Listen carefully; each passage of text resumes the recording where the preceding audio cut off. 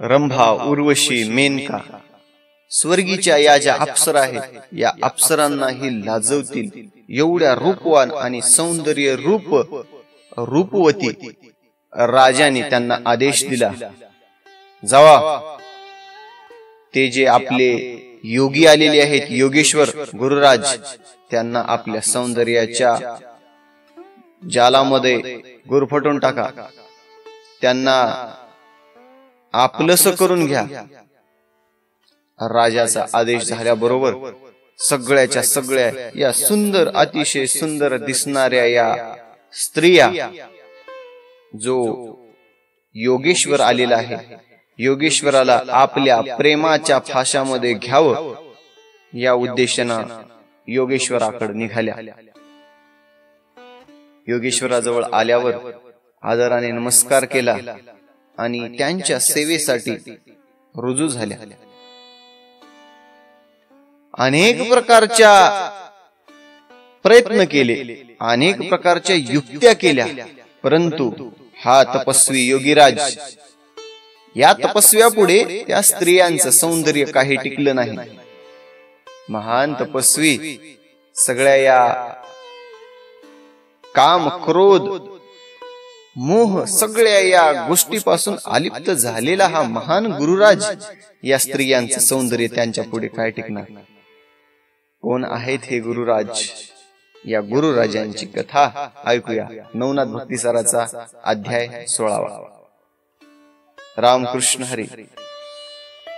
वक्रतुंड महाकाय सूर्यकोटी समप्रभ निर्विघ्नं कुरु मे देव सर्वकार्येषु सर्वदा.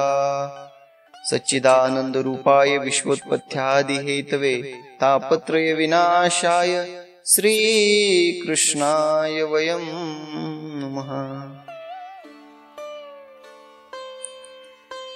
मच्छिंद्रनाथांनी गुरुवर्य ज्या आपले कानिफनाथ आपल्या राज्यामध्ये आलेले आहेत, कानिफनाथांचा सगळ्याचा सगळा शिष्य समुदाय मच्छिंद्रनाथाच्या स्त्री राज्यामध्ये आलेला आहे.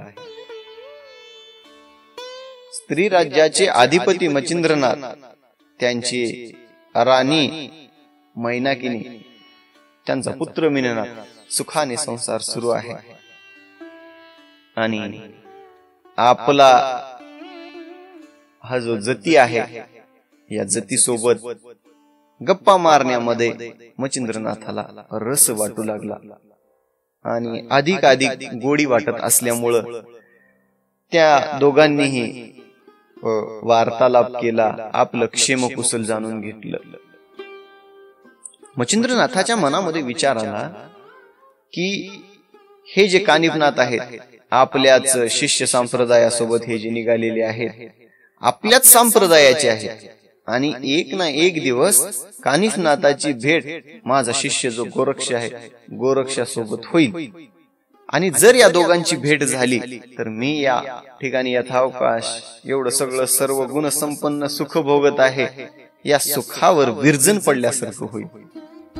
त्यामुळे आपण काय करावं, कानिफनाथालाच या ठिकाणी कसं थांबवून घेता येईल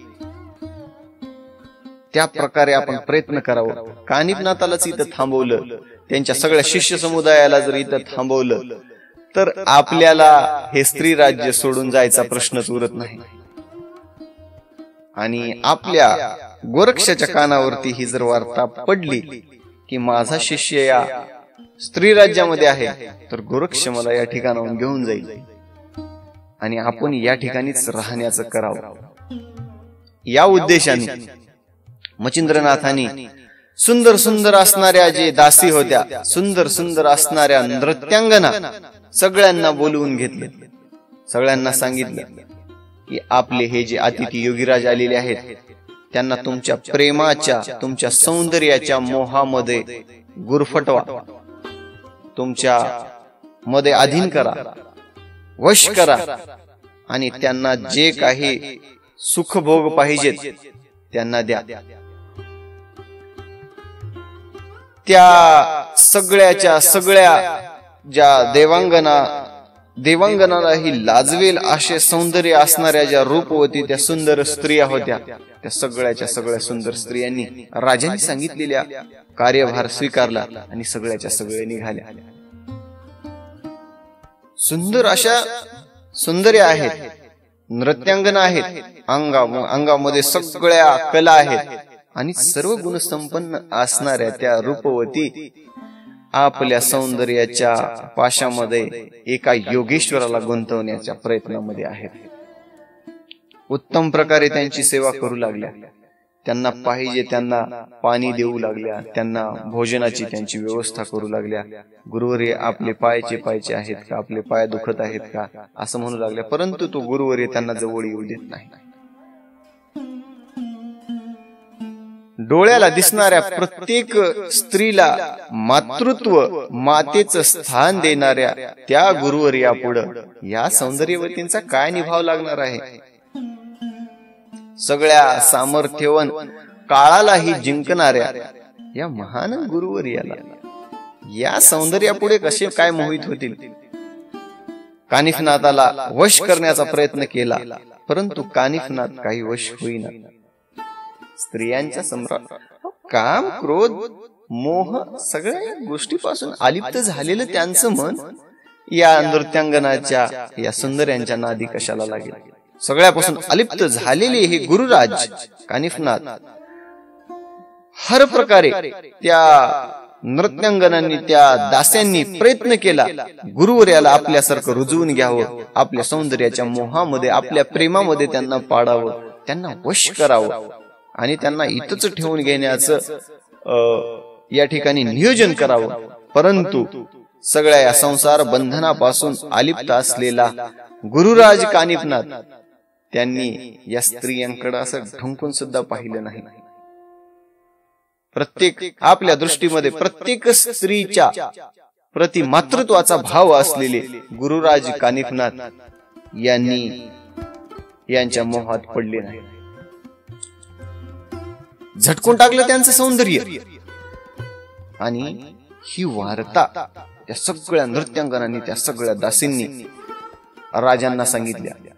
त्या येऊन म्हणतात, मच्छिंद्रनाथ महाराज, आपण सांगितल्याप्रमाणे आम्ही प्रत्येक प्रकार श्री गुरुराजाला, योगेश्वर कानिफनाथाला रुजवण्याचा प्रयत्न केला, त्यांना आपल्या सौंदर्याच्या मोहपाशामध्ये वश करण्याचा प्रयत्न केला, परंतु महातपस्वी असे ते गुरुराज आहेत, आमच्या नादी लागले नाही, आमच्याकडे पाहिलं सुद्धा नाही आणि सगळ्या स्त्रियांच्या प्रति मातृत्वाचा भाव असलेले श्री गुरुराज यांना मोहित करणं आमच्यानं शक्य झालं नाही, आम्हाला माफ करा.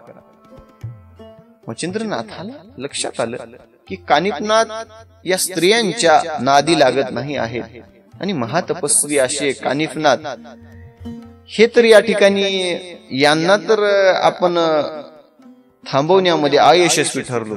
यांच्या शिष्य समुदाय जो आहे, यांच्या सगळ्या शिष्य समुदायाला या ठिकाणी थांबवण्याचं करावं. शिष्य समुदाय थांबल्यानंतर गुरु कुठं जाणार आहे असा विचार करून मच्छिंद्रनाथांनी त्या सगळ्या नृत्यांगनाला, त्या सगळ्या सुंदर सुंदर स्त्रियांना आदेश दिले, जावा म्हणून.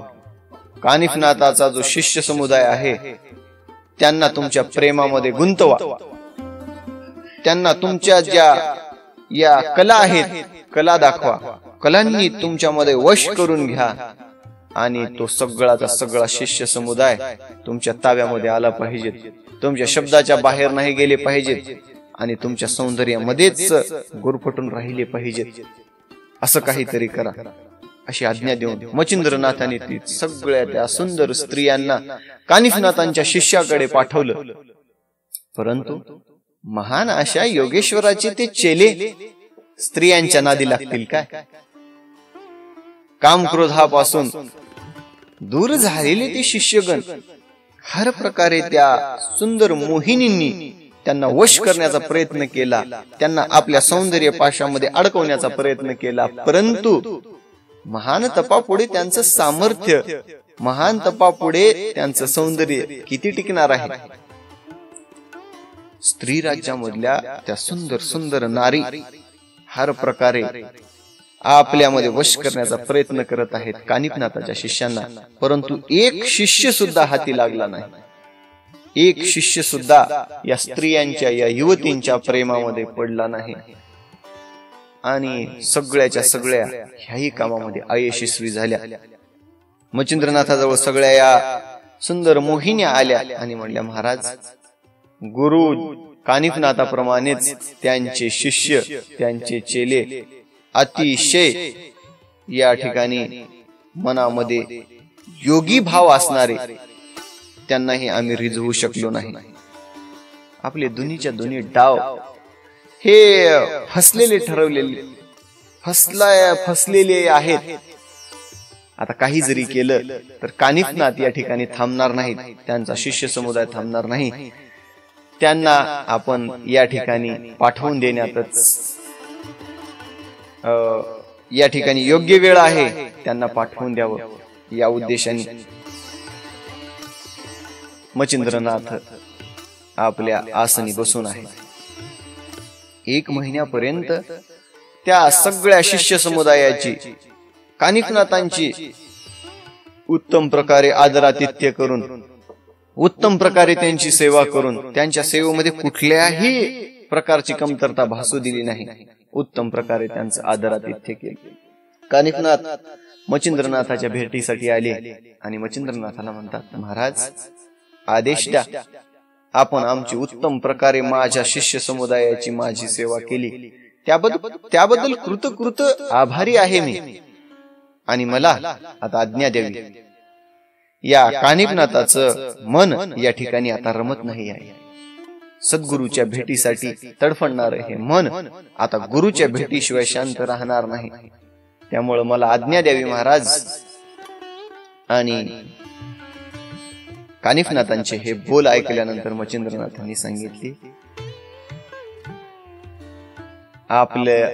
आपली सेवा करण्याचं भाग्य मला लाभलं आणि आपली सेवा करून मी सुद्धा कृतकृत धन्य झालो, आणि माझ्यावरती आपली कृपा दृष्टी असंच राहू द्या. आणि आपल्या शिष्य समुदायासमवेत तुम्ही पुन्हा या प्रांतामध्ये पुन्हा जर कधी आलात तर मला आपली सेवा करण्याचा योग अवश्य द्या. असं म्हटल्यावर उत्तम प्रकारचे रत्न, भरजरी वस्त्र, मोठे मोठे या ठिकाणी हत्ती, घोडदळ, तंबू, सगळेच्या सगळे आभूषण, वस्त्र, अलंकार, नानाविध जेवढ्या या सुंदर शोभक आणि भेट वस्तू देता येतील सगळ्या रत्न, दागदागिने, हिरे, जवाहर, मोती सगळे देऊन कानिफनाथाला निरोप मच्छिंद्रनाथांनी दिला. 700 समुदाय शिष्याच्या समुदायासोबत घोडे, हत्ती, मोठमोठ्या पालक्या, या सगळ्या मोठ्या शिष्य समुदायासोबत निघालेले कानिफनाथ अतिशय थाटामाटामध्ये गावोगावी जात आहेत. आणि गावोगावी गेल्यावर ज्या गावी जावं त्या ठिकाणी उपदेश करावा. आणि उपदेश केल्यानंतर आता एवढा सामर्थ्यवान गुरु, त्या गुरुच्या उपदेशाला सगळ्या या संसारिक जीव, या संसार मोहामध्ये अडकलेले जे जीव आहेत त्यांनी तो उपदेश ऐकल्यानंतर कानिफनाथा समवेत आपण राहावं. संसारापासून त्यांचं मन विरक्त झाल्यावर तेही त्यांच्या सोबत जोडू लागले. गाव फिरत आहेत आणि गाव फिरून आपला शिष्य समुदाय वाढवित आहेत. ज्या ठिकाणी जावं अमृत वचन आपली द्यावी, सगळ्यांचं मन द्रवित व्हावं. अत्यंत सुंदर प्रभावशैली असणारे कानिफनाथ, त्यांचा शिष्य समुदाय, त्यांचं सामर्थ्य, त्यांचं या ठिकाणी सगळा त्यांची जी कीर्ती आहे त्यांची कीर्ती वाढत आहे. दिवसेंदिवस तीर्थ भ्रमण करीत, पदभ्रमण करीत, वेगवेगळ्या तीर्थांना भेटी देत, वेगवेगळ्या तीर्थांचं या ठिकाणी दर्शन घेत कानिफनाथ आपल्या मोठ्या शिष्यांचा लवाजमा घेऊन आपले गुरुवर्य जालंधरनाथाच्या भेटीसाठी निघाले. या ठिकाणी इकडे दुसरी वार्ता काय घडते? गोरक्षनाथांनी जालिंदरनाथाला भेट देऊन गोरक्षनाथ निघाले. आणि गोरक्षनाथ या ठिकाणी जगन्नाथाचं दर्शन घेऊन जगन्नाथपुरीहून फिरत फिरत फिरत या एका देशामध्ये आले. आणि अरण्य आहे, घनदाट अरण्य आहे. आणि घनदाट अरण्यामध्ये जागोजागी तीर्थोतीर्थी आपल्या गुरुवर्याच्या भेटीसाठी तडफणार त्यांचं मन एका ठिकाणी अजिबात रमतच नाही आहे. आणि जगन्नाथपुरीहून निघालेले जागोजागी आपल्या गुरुचा शोध करीत असलेले एका अरण्यामध्ये कानिफनाथाची आणि गोरक्षनाथाची भेट झाली. दोघेही या ठिकाणी एकमेकांच्या भेटीनं तृप्त झालं त्यांचं मन. आणि जालिंदरना आपलं कानिफनाथ आणि गोरक्षनाथांनी एकमेकांना विचारलं, महाराज आपण कोण आहात आणि नाथ संप्रदायासारखाच आपला हा पेहराव आहे, आपला वेश आहे, आणि कुठे निघाला आहात. दोघांनीही भेट घेतल्यानंतर क्षेमकुशल वार्ता एकमेकांना विचारली. कानिफनाथांनी सांगितलं, या देहाला कानिफ म्हणतात, गुरु जालंधराचा शिष्य हा कानिफनाथ आहे. आपलं या ठिकाणी सांगावा, आपला सेवाभाव सांगावा, आपण कुठल्या संप्रदायाचे. आपला संप्रदाय तर नाथ संप्रदाय दिसून आहेत, परंतु आपला गुरुवर्य कोण, आपलं नाव काय, असं विचारल्यानंतर गोरक्षनाथांनी सांगितलं, या देहाला गोरक्षनाथ म्हणतात. आणि मच्छिंद्रनाथाचा हा शिष्य, प्रत्यक्ष गुरुवर्यांनी ज्या मच्छिंद्रनाथावरती कृपा केली, त्यांना अनुग्रह दिला, त्यांचा शिष्य मी गोरक्ष आहे. दोघांनीही एकमेकांची वार्ता घेतली आणि अतिशय सुंदर या ठिकाणी त्या अरण्यातला प्रसंग आहे. आणि दोघांचा वार्तालाप सुरू असताना कानिफनाथाच्या लक्षात आलं की म्हटले, हा तर स्वतःला मच्छिंद्रनाथाचा शिष्य म्हणून घेतोय आणि त्या दत्तात्रेयांची कृपा मच्छिंद्रनाथावरती आहे असं सुद्धा म्हणतोय. आपण काय करावं, गोरक्षाची परीक्षा घेऊन बघावी. आणि या सगळ्या विद्येमध्ये अवगत असणारा हा गोरक्ष आपल्या परीक्षेला कुठपर्यंत कितपत खरा उरतो आपण बघूया, असं म्हणाल्यावर कानिफनाथांनी म्हटलं, महाराज नाथजी आपण काय करूया, आपण कुठून या वनावनामध्ये फिरत आहात, आपण फलाहार घेऊया. आणि मी काय करतो, माझ्या शिष्य समुदायाला पाठवतो, ते या ठिकाणी फलाहार घेऊन येतील, आपण फळे खाऊया.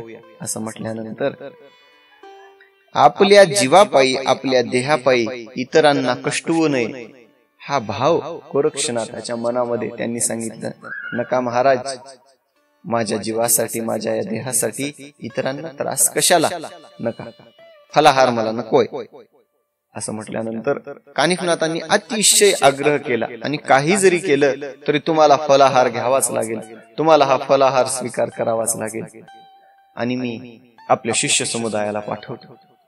असं म्हटल्याबरोबर या क्षुल्लक अशा कारणासाठी शिष्य समुदायाला कशाला पाठवण्याची काय गरज आहे, आणि ज्याच्यावर गुरुवर्याचं सामर्थ्य आहे, त्यांनी एवढ्याशा क्षुल्लक कारणासाठी आंबे तोडून आणण्यासाठी या शिष्य समुदायाला कशाला कष्ट व्हावं. असं म्हटल्याबरोबर आपला प्रताप दाखवण्याची योग्य वेळ आहे. कानिफनाथांनी लक्षात आल्याबरोबर कानिफनाथांनी 2 अस्त्राची प्रेरणी केली.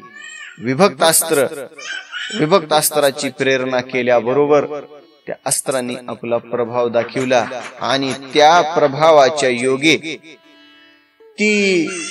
त्यांनी मंत्र प्रेरण केल्याबरोबर आंब्याची जी फळे आहेत ते आपोआप वाताकर्षण अस्त्राच्या प्रेरणाने आणि विभक्त अस्त्राच्या प्रेरणेने त्यांच्या जवळ येऊन पडली. सगळ्या शिष्य समुदायाला आश्चर्य वाटलं, काय आपल्या गुरुचा प्रताप आहे म्हणून. काही न करता झाडावरची फळं आपोआप येऊन आहेत. आणि असं झाल्यानंतर फळ सगळ्यांनी खाल्ले ते, आणि गोरक्षनाथांनी म्हटले, आता यांनी आपला प्रभाव दाखवत आहेत, आपल्या गुरुचं सामर्थ्य दाखवत आहेत, आपणही आपला प्रभाव दाखवावा, आपल्या गुरुवर्याचं सामर्थ्य दाखवावं. या उद्देशाने गोरक्षनाथांनी विचार केला, आपलंही आता सामर्थ्य दाखवल्याशिवाय काय, या ठिकाणी दाखवावं लागेल. मनाच्या ठिकाणी विचार केला आणि म्हटले, आंबे आता संपले, अजून आंबे काही आणतो. माझाही बघा प्रभाव, नाथजी तुमच्यासाठी बघा किती सुंदर सुंदर या ठिकाणी आंबे मी आणतो. वाताकर्षण अस्त्र आणि विभक्त अस्त्राचं या ठिकाणी मंत्र विभूती प्रेरित केली आणि विभूती फेकल्याबरोबर तपोवनामधली आंब्याची फळ तुरून तरंगत येऊन आपल्या गुरुवर्यापाशी पडली. मोठमोठ्या वृक्षाची फळं, सुंदर सुंदर चविष्ट चविष्ट फळं सगळ्या शिष्य समुदायांनी, कानिफनाथांनी, गोरक्षनाथांनी त्या फळांचा आनंद घेतला, आस्वाद घेतला. म्हणजे खरंच गुरुवर्या किती छान छान या ठिकाणी फळ आहेत. आणि आपला आता प्रभाव दाखवावा, आपल्या गुरुचं सामर्थ्य काय आहे हे दाखवावं, या उद्देशाने गोरक्षनाथ म्हणतात, नाथजी आता ही फळं या ठिकाणी खाल्ली, आता ही उरलेली फळं आहेत, आपण काय करा, ही फळं झाडाला परत नेऊन चिटकावा म्हणजे, आणि हे जे कोय हे जे खाल्लेले आहेत ह्याचे परत आंबे तयार करा आणि झाडाला नेऊन चिटकावा. असं म्हटल्याबरोबर कानिफनाथ म्हणतात, नाथजी हे तर अशक्यच आहे, प्रत्यक्ष विधात्यालाच हे असं करता येईल आणि प्रत्यक्ष ब्रह्मदेवाच्या सुताला करता येईल. तुम्ही ब्रह्मदेवाचे जर पुत्र असाल तर तुम्ही हे करा. असं म्हटल्याबरोबर गोरक्षनाथ म्हणतात, कसे? अहो म्हटले, आपल्या गुरुचरणी निश्चिम सामर्थ्य आणि आपल्या गुरुचरणी निश्चिम भक्ती असणारा शिष्य मनात आलं तर दुसरा ब्रह्मदेव सुद्धा निर्माण करेल. ज्याने समस्त पृथ्वी आपल्या मस्तकावर धारण केली त्याला म्हटले, या पर्वताचं ओझं वाटेल काय? आणि जो प्रत्यक्षात सूर्याला ग्रासू शकतो, सूर्याला गिळू शकतो, त्या ठिकाणी म्हटले एखाद्या अग्नीच्या ठिणगीला पाहून तू पळेल काय? आपल्या हृदयामध्ये सप्तसागर साठवण्याची ज्याच्यामध्ये क्षमता आहे तो या डबक्याची पर्वा करील काय? आणि ज्याच्या शब्दामध्ये बृहस्पतीला जिंकण्याचे सामर्थ्य आहे तो एका मेंढपाळाला घाबरेल काय? आणि असं म्हटले, क्षीरसागराला घरी आणण्याची ज्याची धमक आहे तो रानोरानी, तो घरोघरी ताक मागत फिरेल काय? आणि ज्याच्या दृष्टीमध्ये दगडाला परीस बनवण्याचे अचाट सामर्थ्य आहे तो पैशासाठी श्रीमंताची हंजी हंजी करील काय? आणि प्रत्यक्ष सौभाग्य देवता ज्याच्या वचनाच्या अधीन आहे तो मोक्षासाठी भूताची आराधना कशी करील काय? अहो म्हणले, ज्याच्यावर गुरुभक्ती, ज्याच्यावर गुरुवर याचा आशीर्वाद आहे त्याला कशाचं म्हणले एवढं दुसरं ब्रह्मांड निर्माण करण्याची ज्याच्यामध्ये शक्ती आहे, सामर्थ्य आहे, त्याला ही फळे लावण्याचं काय क्षुल्लक कार्य आहे? आणि मनात आणलं तर अनंत ब्रह्मांड निर्माण करू शकण्याचं सामर्थ्य असणाऱ्या गुरुवर्याच्या सामर्थ्याच्या प्रतापाने आलेले हे शिष्य काय करू शकणार नाहीत? आणि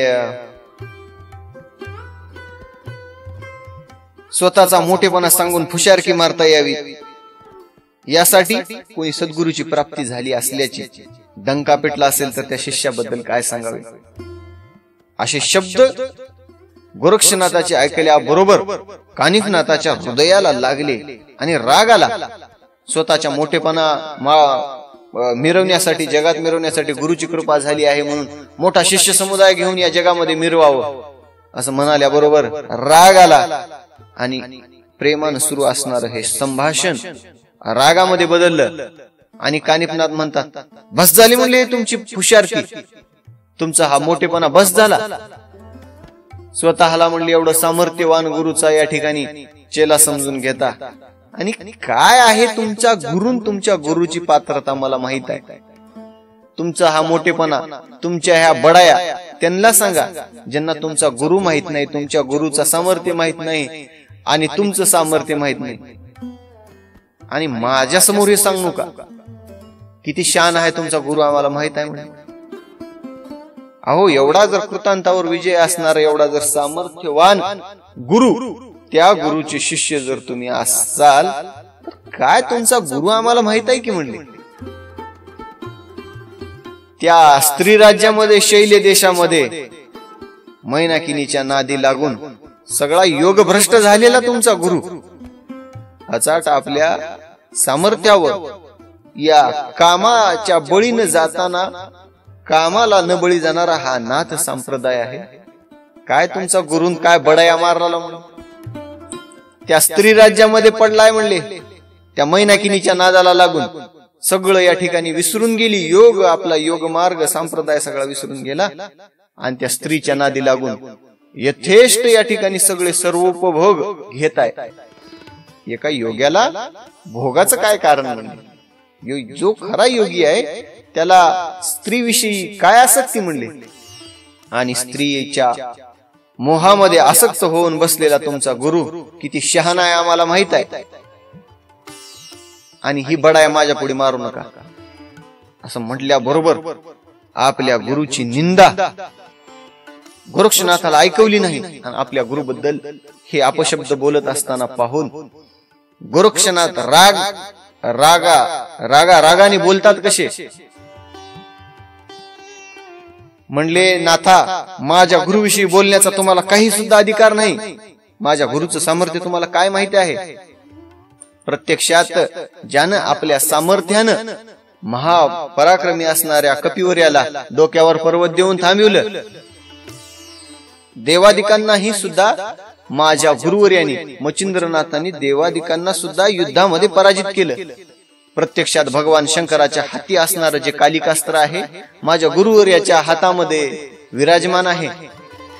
ज्याप्रमाणे हनुमंतरायाला या ठिकाणी पर्वत खिळवून ठेवले, त्याप्रमाणे देवादिक सुद्धा मच्छिंद्रनाथाच्या चरणावरती शरण आले.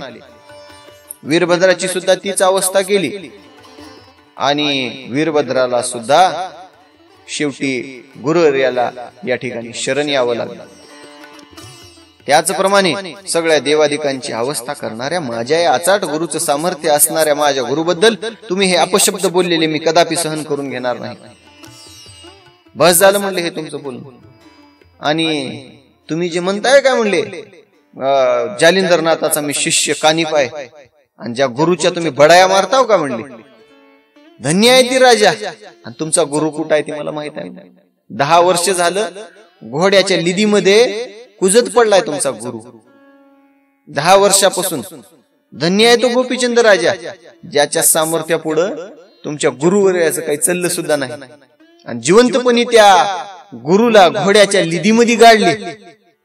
कशाला सांगायला म्हणले त्या गुरुचा मोठेपणा आणि तुमच्या गुरुच्या बडाया. माझा गुरु महान आहे. माझा गुरु जालिंदरनाथांनी सगळ्या देवादिकांना उलट लटकावलं. देवादिक सुद्धा माझ्या जालिंदरनाथाला शरण आले. त्या जालिंदरनाथाचा तुम्ही मोठेपणा गाता का. तो जालिंदरनाथ गौड बंगाल राज्यामध्ये गोपीचंद राजाच्या हेळापट्टण नगरीमध्ये घोड्याच्या लिदीमध्ये 10 वर्षापासून कुजत आहे. सांगू नका म्हणले आपल्या गुरुचा मोठेपणा. दोघांचं हे भांडण सुरू आहे. आणि आपला गुरु या ठिकाणी हेळापट्टण नगरीमध्ये गोपीचंद राजाच्या राज्यामध्ये आहे हे लक्षात आल्याबरोबर आपलं भांडण आता या ठिकाणी थांबवा म्हणलं. आणि गोरक्षनाथ म्हणतात माझ्या गुरुबद्दल तुम्ही अपशब्द वापरता. माझ्या गुरुवर्याचं सामर्थ्य जर तुम्हाला बघायचं असेल पहा म्हणले. माझ्या गुरुवर्याने मला दिलेली जी योग दीक्षा आहे, माझ्या गुरुवर्याने दिलेली मला जे विद्या आहे त्या विद्येचा प्रभाव पहा म्हणले. काय हे आंब्याचे फळ हे झाडाला चिटकवण्यामध्ये ह्याच्यामध्ये काय मोठेपणा म्हटले. आणि लगेच संजीवनी मंत्राचा जप केला आणि विभूती फेकल्या बरोबर ती जी त्या ठिकाणची फळं होती, कोया होत्या, आंब्यामध्ये रूपांतर झालं आणि ती सगळीच्या सगळी फळं त्या झाडाला जाऊन चिटकली.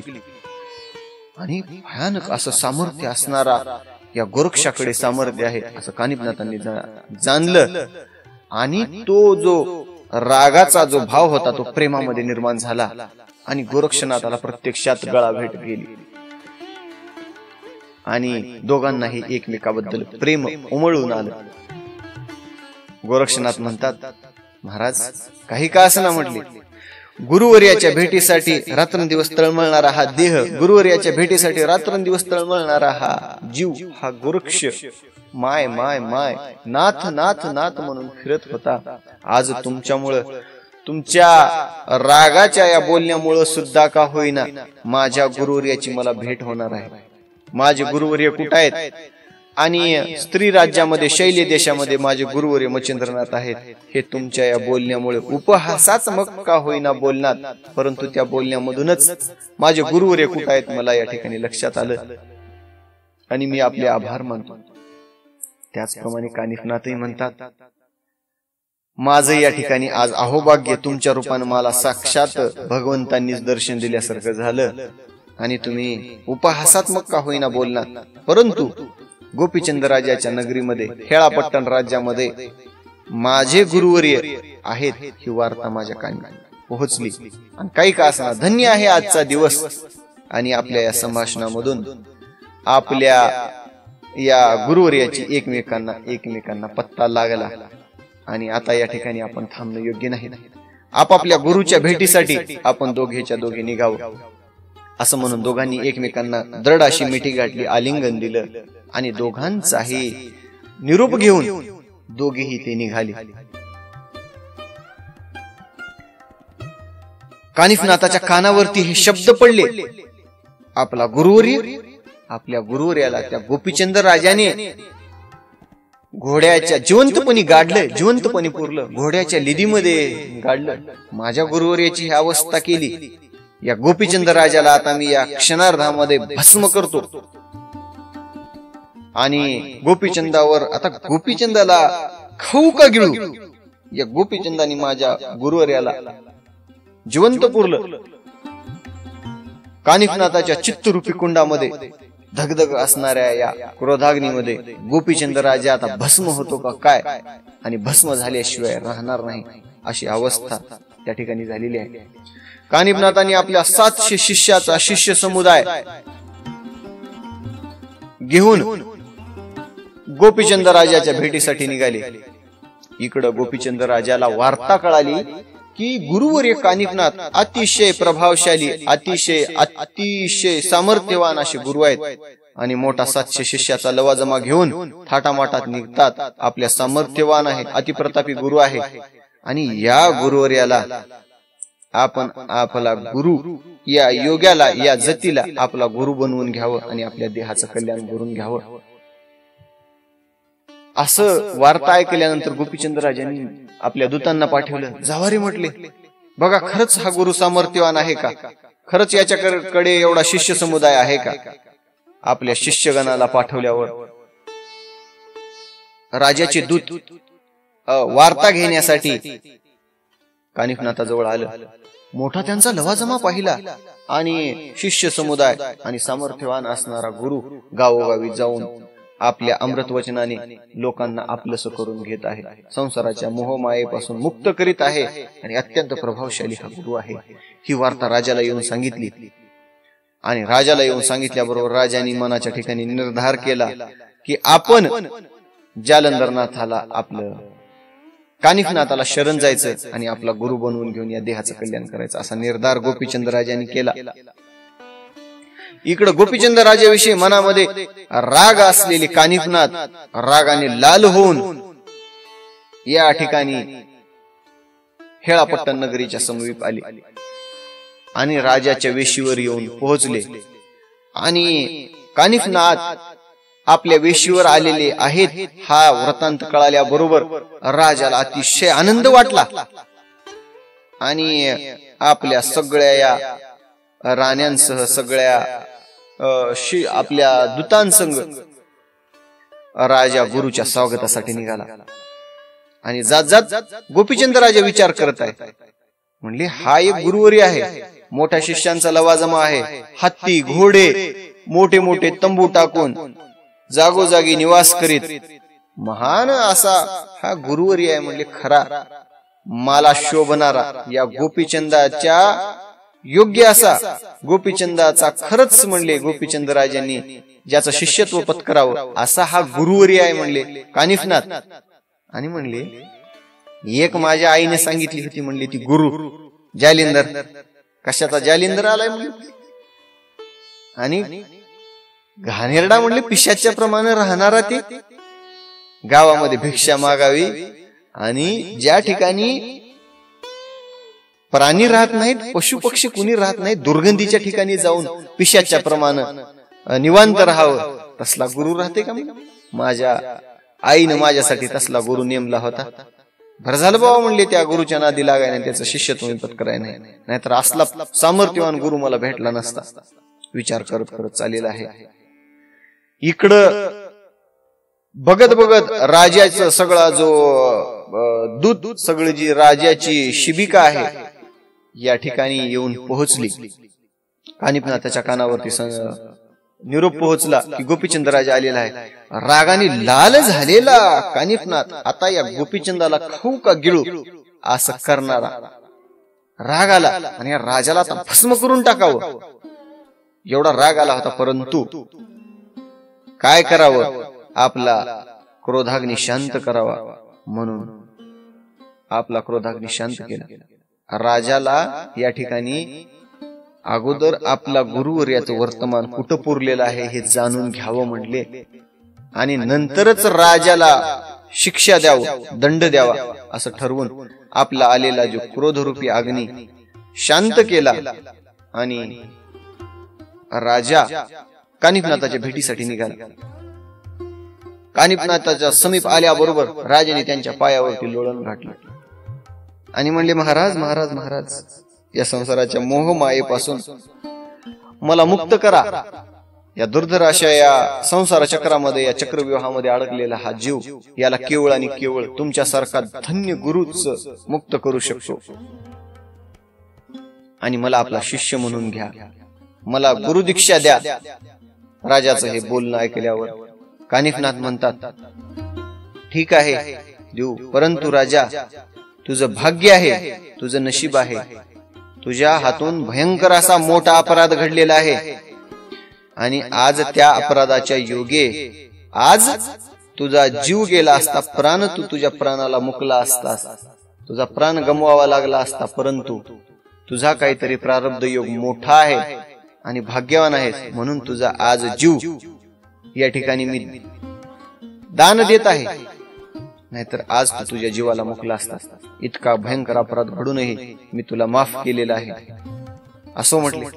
हे वृत्तांत काय आहे नगरीमध्ये पोहोचल्यानंतर मी सांगतो. आणि महान अशा या शिष्य समुदाय घेऊन निघालेल्या कानिफनाथ गोपीचंद राजांनी आपल्या राज्यामध्ये या कानिफनाथाला आणलं. सुवर्ण अशा सुवर्णाच्या सिंहासनावर बसलं, सुंदर पाद प्रक्षालन केले, पाय धुतले, खाण्यासाठी फळभोजन दिलं आणि सगळ्या प्रकारे गुरुवर्याची सेवा उत्तम प्रकारे केली. आणि आपल्याला आता योग दीक्षा देणार आहेत हे गुरुवर्य असं समजून त्यांची सगळ्या प्रकारे आदरात ठेवली. दासी आहेत आणि कानिफनाथ त्या ठिकाणी विराजमान आहेत. गोपीचंद राजा पायापाशी बसलेला आहे आणि कानिफनाथ महाराज म्हणतात, राजा, या कानिफाचं शिष्यत्व पत्करून या दुसऱ्या राज्यामध्ये कीर्ती करून घेण्याचा तू जो विचार करत आहे, परंतु म्हणाले तुझ्या हातून भयंकर असा घोर अपराध घडलेला आहे. ज्या कानिफाचं शिष्यत्व पत्करणारा तू, ज्या कानिफाचं शिष्यत्वासाठी तडफडणारा तू म्हटले, आणि या कानिफाला ज्याने गुरुदीक्षा दिली ते जालिंदरनाथ महाराज, त्या जालिंदरनाथ महाराजाला तू जिवंत गाडलं, त्याचं काय? राजा म्हणले, ज्या कानिफाकडून तू शिष्यत्व पत्करू पाहतोस आणि त्या कानिफाच्या गुरुवर्याला जालिंदरनाथाला, गुरु जालिंदरनाथाला जिवंत काढतोस, काय त्याचं सांग मला. आणि जालिंदरनाथाला आपण काढल्याचं कानिफनाथाच्या लक्षात आलेलं पाहताच राजाच्या सर्वांगाला घाम फुटला, घाबरू लागला राजा आणि थरथर थरथर कापू लागला. आता आपल्या जीवाचं काही खरं नाही. या ठिकाणी कानिफाने जर आपल्याला श्राप दिला तर जाग्यावर भस्म करण्याचं सामर्थ्य असलेला हा कानिफनाथ आहे. आता आपल्या जीवाचं काही खरं नाही. आणि महाराज माझं चुकलं, योगेश्वरा माझं चुकलं, आणि माझ्या या चांडाळाकडून घोर असा अपराध झाला आणि मला क्षमा करा, मला माफ करा म्हणून राजाने कानिफनाथाच्या पायावरती मिठी गाठली आणि कानिफनाथाचे पाय घट्ट धरले. आणि कानिफनाथाला राजा म्हणतो कसा, महाराज मला आपल्या बालकाप्रमाणे माफ करा, आणि तुम्ही माझी गुरु माऊली आहात. मी म्हटले, मुलानं मोठा जरी अपराध केला तर त्याच्या अपराधाला पोटामध्ये घालणारी ती आई असते. तुम्ही संत आहात, जगाचं कल्याण करण्यासाठी निघालेल्या या तुम्ही विभूती आहात, आणि तुम्ही माझ्यासारख्या चांडाळाला माफ करा. संताचं हृदय कसं असतं, पाण्याप्रमाणे असतं. आपली तहान भागवण्यासाठी येणारा व्याघ्र, वाघ आणि जगाचं कल्याण करणारी गौमाता, त्या दोघांनाही आपलं शीतळ जळ देऊन त्या दोघांचीही तहान भागवतो. गाय देखोनी सज्जन, निववी देवोनी जीवन, व्याघ्र पापी म्हणून उपेक्षण न करीची. सुंदर असा भक्ती योगाच्या 5व्या अध्यायामध्ये शक्ती प्रसंगामध्ये एक सुंदर ओवी आहे. गाय देखोनी सज्जन, निववी देवोनी जीवन, व्याघ्र पापी म्हणून उपेक्षण न करीची. वाघाची सुद्धा तहान भागवते आणि गायीची सुद्धा तहान भागवते.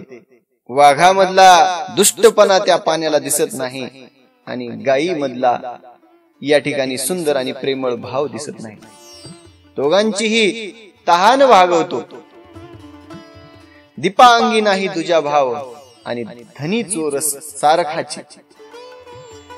तुम्ही संत कसे आहात, पाण्याप्रमाणे आहात. तुम्ही संत कसे आहात, वृक्षाप्रमाणे आहात. वृक्ष आपल्याला पाणी घालणाऱ्याला सुद्धा सावली देतो आणि फळासाठी दगड मारणाऱ्याला सुद्धा गोड अशी आपली फळे देतो. दीपाचा तुम्ही संत म्हणजे दिव्यासारखे आहात. अंधकाराला दूर करून क्षणार्धामध्ये त्या ठिकाणी प्रकाशमय वातावरण निर्माण करतात. आणि या गोपीचंद राजाकडून महाराज मोठा अपराध घडलेला आहे. या गोपीचंद राजाकडून कधीही माफ न करण्या योग्य चूक घडलेली आहे. महाराज या अधम अशा चांडाळाला तुम्ही माफ करा. आपल्या पोटामध्ये या गोपीचंदाचा अपराध घ्या आणि या गोपीचंद राजाला माफ करा. नाहीतर आपल्या या क्रोधाग्नीमध्ये मी केव्हाचाच निमाला असतो. माझा जीव केव्हाच केला असता. आपण कृपा केली माझ्यावर. मी एवढं दुष्कृत्य केलं असताना गुरुवर्य जालिंदरनाथांनी सुद्धा माझ्यावरती कृपाच केली, मला काही केलं नाही. आणि तुम्ही माझ्यावरती कृपा करा आणि कृपा करून या राजाला माफ करा. असं बोलता बोलता गोपीचंद राजाच्या डोळ्यामधून अश्रू येऊ लागले. घळघळा रडू लागला आणि पश्चातापाचे निघणारे ते अश्रू पाहून कानिफाचं मन अंतकरण द्रवित झालं. अंतकरणाच्या ठिकाणी प्रेम निर्माण झालं, दयेचा भाव निर्माण झाला. आणि जगाचं कल्याण करणारी गुरुमाऊली कानिफनाथ, तुला मी काही होऊ देणार नाही. राजा तू निश्चिंत राहा, मी तुला अभय वचन देत आहे. तुझ्या जीवाला मी काही होऊ देणार नाही. असं म्हटल्याबरोबर त्या शिविकेहून गोपीचंद राजा महालाकडे निघाले. वाटेमध्ये येत असतानाच राजाच्या जे दासी होत्या, दासीने ही सगळ्या दोघांची वार्ता ऐकली आणि सगळे आल्याबरोबर मैनावतीला सांगितलं की आई साहेब, तुम्ही ज्या गुरुवर्यांना गुरु करून घेतलं, गोपीचंद राजाने त्या गुरुवर्याला जिवंत गाडलेलं आहे घोड्याच्या लिदीमध्ये. आणि महान भयंकर असं कार्य आपल्या पुत्राने केलेलं आहे. असं ऐकल्याबरोबर मैनावतीला राग आला आणि रागाने लाल झालेली मैनावती परंतु आपल्या पुत्राच्या प्रेमापुढे पुत्राच्या मोहापुढे तिचा राग जास्त वेळ टिकला नाही. आईचं हृदय आहे ते आपल्या पुत्राने केलेल्या प्रत्येक अपराधाबद्दल क्षमा करणारी आई. आई माझी मायेचा सागर. मायेच्या सागर असलेल्या त्या आईने गोपीचंद राजाला माफ केलं. आणि गोपीचंद राजाची कधी एकदा भेट होती असं मातेला वाटू लागलं. मैनावती गोपीचंद राजाची वाट पाहत महालामध्ये बसलेली आहे. गोपीचंद राजा महालामध्ये पोहोचले आणि महालामध्ये आल्याबरोबर आपल्या मातेच्या दर्शनासाठी गेले. मातेला दर्शन केलं. मातेचं दर्शन घेतलं आणि गोपीचंद राजा म्हणतो कसा, मातोश्री माझ्याकडून घोर अपराध झालेला आहे आणि गुरुवर्य जालिंदरनाथ यांना मी जिवंत गाडण्याचं या ठिकाणी दुष्कृत्य केलेलं आहे, मला माफ करा. आणि म्हटले कृपा करून माझ्याकडून गुरुवर्याला बाहेर काढण्याचं या ठिकाणी करू नका, नाहीतर जालिंदरनाथ त्यांच्या क्रोधाग्नीने माझा निपांत करतील, माझा वध करतील, माझा जीव वाचवाई. अशी याचना केल्यानंतर मातोश्रीनं राजाचा भाव, राजाचा पश्चाताप ऐकला आणि ठीक आहे म्हणाली. गोपीचंदांनी सांगितलं, मातोश्री तू काय कर, कानिफनाथाजवळ जा आणि माझ्याविषयी त्यांच्या मनामध्ये प्रेम निर्माण कर, माझ्याविषयी त्यांच्या मनामध्ये वात्सल्याची भावना निर्माण कर, नाहीतर हा गोपीचंद राजा जिवंत राहणार नाही. ऐकल्याबरोबर मैनावती लगेच निघाली आणि मैनावती निघून त्या शिबिकेमध्ये बसून शिबिरामध्ये आली ज्या ठिकाणी कानिफनाथ होते. कानिफनाथाच्या चरणावरती पाय ठेवले आणि म्हणले, महाराज माझ्या पुत्राकडून घोर असा अपराध झालेला आहे, त्याला क्षमा करा. मी जालिंदरनाथाची शिष्या, जालिंदरनाथांनी माझ्यावरती अनुग्रह केला आणि त्यांची मी शिष्या, या नात्याने आपण माझे गुरुबंधू आहात आणि गुरुचे बंधू असल्यामुळं गुरुबंधूची हे भावना आपल्यामध्ये आणि हे नातं असल्यामुळं आपल्या भाच्याला तुम्ही माफ करा. असं म्हणाल्याबरोबर कानिफनाथाला अजून राग आला. वा, जालिंदरनाथाची स्वतःला शिष्या म्हणून घेतेस, ज्या गुरुनं तुझं कल्याण केलं, ज्या गुरुनं तुला योग दीक्षा दिली, त्या गुरुला जिवंत जमिनीमध्ये तुझ्या राज्यामध्ये गाडलं आणि तू निवांत राहिलीस, तू काही केली नाही, धन्य आहेस म्हणली तू. आणि तुला सांगायला कसं काही वाटणं गेले म्हणले. स्वतःला गुरु जालिंदरनाथाची शिष्या म्हणून घेतेस आणि या गुरुवर्याची तुझ्या या राज्यामध्ये ही अवस्था झालेली आहे आणि तू शांतपणे सगळं सहन करून घेतलं. मैनावतीने ऐकली, महाराज माझ्या गुरुवर्याला, माझ्या सद्गुरुनाथाला माझ्या मुलाने जमिनीमध्ये जिवंत काढलेला आहे, हा वृत्तांत मला आजच कळाला आहे. कृपा करून म्हटले माझ्या पुत्राला माफ करा, त्याच्याकडून घोर आणि अनर्थ अपराध घडलेला आहे आणि त्याचा अपराध हा पोटामध्ये घाला आणि कृपा करून जालिंदरनाथाला बाहेर काढताना त्याला त्या ठिकाणी सोबत ठेवू नका, नाहीतर माझ्या पुत्राचे प्राण राहणार नाही. ज्या अर्थाने आपल्या गुरुवर्याने मैनाकिनीला योग दीक्षा दिलेली आहे, त्या अर्थाने ही या ठिकाणी गुरु आपली या ठिकाणी आपल्यासारखीच आपल्या गुरुवर्याची एक शिष्य आहे. हा भाव कानिफनाथाने जाणून घेतला आणि कानिफनाथाने म्हटले ठीक आहे, काही हरकत नाही. आणि म्हटले आणि आपण गोपीचंद राजावरती अनुग्रह करू. आपलं बोलणं संपल्यावर मैनावतीनं कानिफनाथाच्या चरणी प्रणाम केला. कानिफनाथाच्या चरणी प्रणाम करून म्हणते, महाराज धन्य आहात आपण, माझ्यासारख्या अत्यंत अपराध केलेल्या पुत्राला माझ्या तुम्ही माफ केलं, धन्य आहात. म्हणून आपला नमस्कार, आपला प्रणिपात या ठिकाणी गुरुवर्याच्या चरणी केला आणि नवनाथ भक्तिसाराचा या ठिकाणी 16वा अध्याय या ठिकाणी समाप्त झालेला आहे. खूप गोड अशी कथा 16व्या अध्यायामध्ये